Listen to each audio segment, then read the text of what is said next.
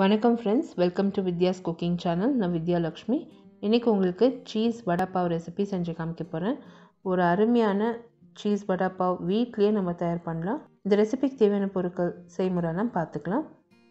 இங்கே நான் உருளைக்கிழங்கை வேக வச்சு தோலெல்லாம் உரித்து எடுத்து ரெடி பண்ணி வச்சுருக்கோம். நீங்கள் உருளைக்கிழங்கை வேக வைக்கலாம், இல்லைனா பேக் கூட பண்ணி எடுத்துக்கலாம், உங்கள் விருப்பத்துக்கு தகுந்த மாதிரி. பெருங்காயத்தூள், கடுகு, சீரகம்,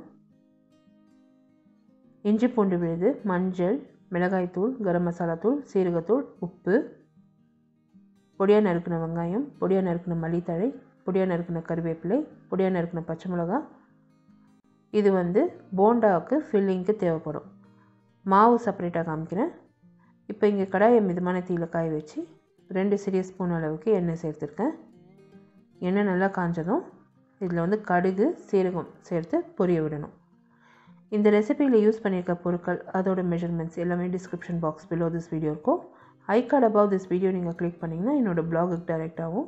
எல்லா social media hand links, English சேனலோட லிங்க் கூட description box below this video இருக்கும். இதே போல் நான் டிஃப்ரெண்ட் ரெசிபீஸ் நான் உங்களுக்கு காமிச்சிருக்கேன், வடா பாவ் ரெசிபீஸ். ஸோ கண்டிப்பாக ட்ரை பண்ணுங்கள். எல்லா பஜ்ஜி ரெசிபீஸ் கூட நிறைய போஸ்ட் பண்ணியிருக்கேன்.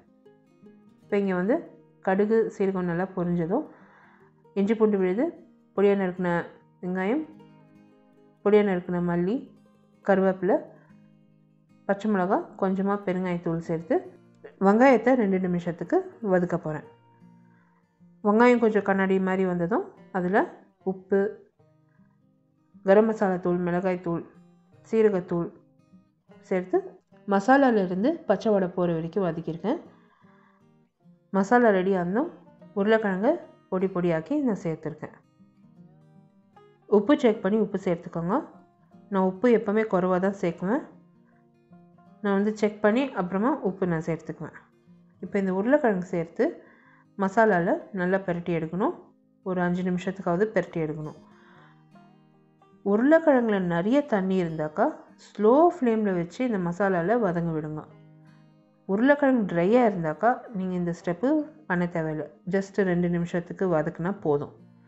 இங்கே நான் 2 நிமிஷத்துக்கு வதக்குனா உருளைக்கிழங்குல அவ்வளோவா தண்ணி இல்லை. ஸோ நல்லா ட்ரையாக இருந்தது உருளைக்கிழங்கு. இங்கே நம்ம மசாலாவில் உருளைக்கிழங்கை பெரட்டி எடுத்துருக்கோம். 2 நிமிஷத்துக்கு நல்லா வதங்கினதும் அடுப்பிலேருந்து இறக்கி, உருளைக்கிழங்கை அடுப்பிலேருந்து இறக்கி ஆற விட்டு ஃப்ரிட்ஜில் எடுத்து வச்சுட்டேன். 1 ஹவருக்கு ஃப்ரிட்ஜில் செட் ஆகணும் உருளைக்கிழங்கு. மாவு தயார் பண்ணிக்கலாம்.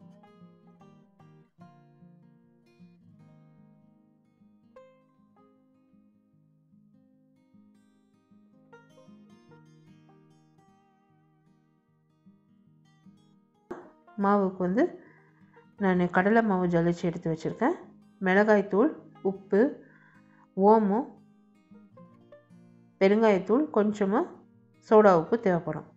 இந்த ரெசிபியில் யூஸ் பண்ணியிருக்க அத்தனை பொருட்கள், அதோட டீட்டெயில் மெஷர்மெண்ட்ஸ் எல்லாமே description box below this video post பண்ணியிருக்கேன். இப்போ இங்கே கடலை மாவை எப்போவுமே நீங்கள் ஜலிச்சு எடுத்துக்கணும். அதில் பொதுவாகவே கட்டி முட்டி நிறைய இருக்கும். நீங்கள் ஜலிச்சு மாவை யூஸ் பண்ணுறது நல்லது. இப்போ இந்த மாவில் மிளகாய்த்தூள், பெருங்காயம், ஓமம், சோடா உப்பு, தேவைக்கேற்ப உப்பு சேர்த்து ஒரு 3 ஸ்பூன் அளவுக்கு சூடான எண்ணெய் சேர்த்துருக்கேன்.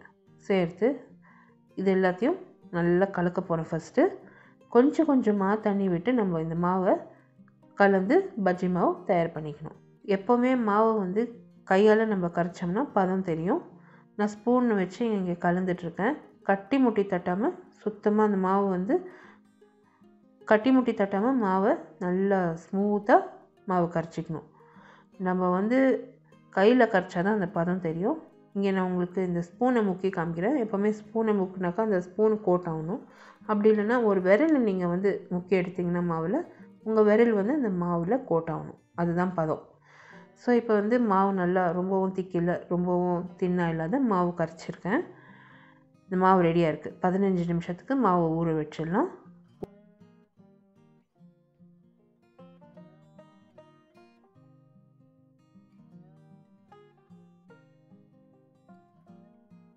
உருளைக்கிழங்கு நல்லா சில்லுன்னு ஆயிருக்கு. அதே போல் இந்த சீஸையும் நல்லா சில்லுன்னு பண்ணியிருக்கேன்.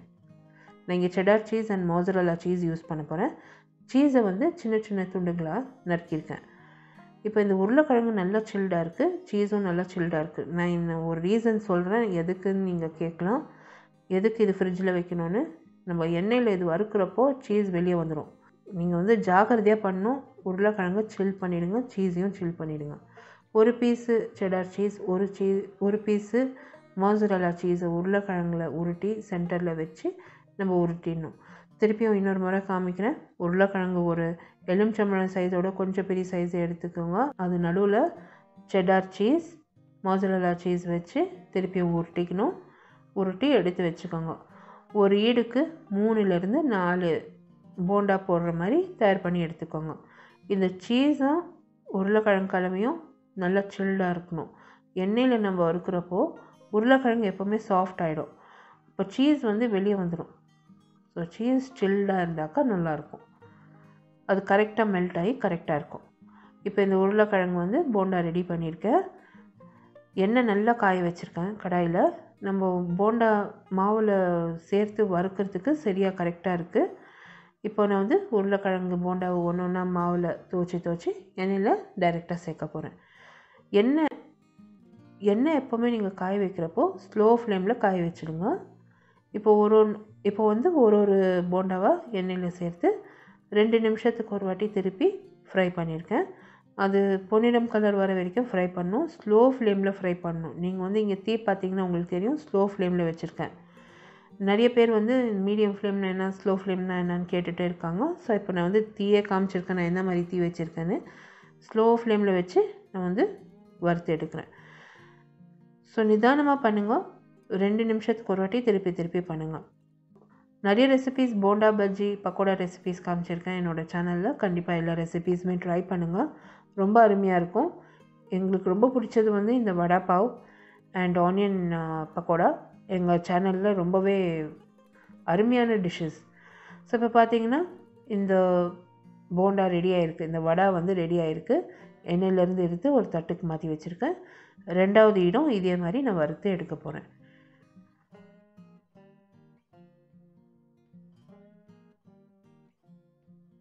இப்போ ஒரு போண்டாவை எடுத்து பாதியாக நான் அதை நறுக்கி காமிக்கிறேன். அது உள்ள சீஸ் எப்படி இருக்குன்னு மெல்ட் ஆகிருக்குன்னு பாருங்கள். ரொம்ப அருமையான போண்டா ரெடி ஆகிருக்கு. பச்சை மிளகா வந்து ஏற்கனவே உப்பில் துவச்சி நான் வறுத்து எடுத்து வச்சுருக்கேன். இங்கே இந்த போண்டாவில் வந்து சீஸ் நல்லா மெல்ட் ஆகி செட் ஆகிருக்கு. ஸோ இப்போ வந்து இந்த மாதிரி வேணும்னாக்கா நீங்கள் 2மே சில் பண்ணணும், உருளைக்கிழங்கும் சீஸும். அப்போ தான் அது மெல்ட் ஆகும். இங்கே நான் பாவ் பன்ஸை கொஞ்சம் டோஸ்ட் பண்ணிக்கினேன். அதே மாதிரி மின்ட் மேயோனேஸ் ஏற்கனவே நான் ரெசிபி தயார் பண்ணேன். இந்த ரெசிபியில் நீங்கள் மேயோனேஸ் நீங்கள் பாவ் பன்ஸில் பூசினீங்கன்னா நல்லாயிருக்கும். க்ரீமியாக ரொம்ப டேஸ்டியாக இருக்கும். இப்போ அந்த பாவ் பன்ஸில் மின்ட் மேயோனேஸ் பூசியிருக்கேன். தயார் பண்ண சீஸ் போண்டாவை சென்டரில் வச்சுருக்கேன், அந்த சீஸ் வடாவை. இப்போ இது மேலே வந்து நம்ம செடார் சீஸ் அண்ட் மோசரெல்லா சீஸை திருவிசி எடுத்துக்கணும். இப்போ நீங்கள் இது ஆனமட்டுக்கும் சூடாக நீங்கள் இதை பரிமாறணும். அப்போ தான் அது டேஸ்ட் அண்ட் ஃப்ளேவர் நல்லாயிருக்கும். அந்த சீஸ் ஃப்ளேவர், சீஸ் டேஸ்ட்டு சூடாக பரிமாறினா தான் நல்லாயிருக்கும். இப்போ இந்த வடா பாவ்ஸை வந்து நான் ரெடி பண்ணியிருக்கேன். அந்த மேலே இருக்க பாவ் பண்ண மூடி இது நான் சுட பரிமாறியிருக்கேன். ஸோ கண்டிப்பாக ட்ரை பண்ணுங்கள். இந்த பச்சை மிளகாவோடு வச்சு நீங்கள் இந்த வடா பாவை சர்வ் பண்ணுங்கள், ரொம்பவே அருமையாக இருக்கும். இந்த சீஸ் வடா பாவ் ரெசிபி நீங்கள் பார்த்து என்ஜாய் பண்ணிங்கன்னா எனக்கு ஒரு தம்ஸ் அப் கொடுத்து சப்ஸ்கிரைப் பண்ணுங்கள். உங்களை அடுத்த புதிய ரெசிபியோடு நான் மறுபடியும் சந்திக்கும் வரை, this is Vidya Lakshmi. Thank you so much for வாட்சிங். பை.